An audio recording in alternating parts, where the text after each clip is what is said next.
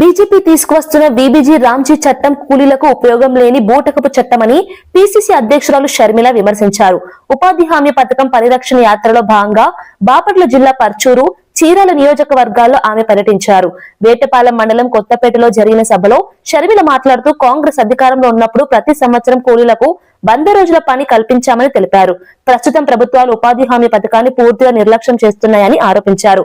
కూలీల జీవనోపాధి కోసం రూపొందించిన ఈ పథకాన్ని బలోపేతం చేయాలని ఆమె డిమాండ్ చేశారు.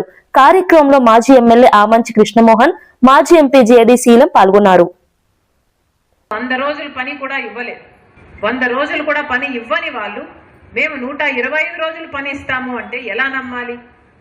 మళ్ళీ చెప్తున్నాం, ఇది పచ్చి అబద్ధం, ఇది బూటకం, ఇది ఒక మోసం. ఎక్కడా 100 రోజుల పని కూడా ఇవ్వలేదు.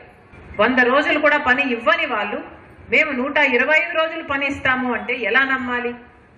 మళ్ళీ చెప్తున్నాం, ఇది పచ్చి అబద్ధం, ఇది బూటకం, ఇది ఒక మోసం.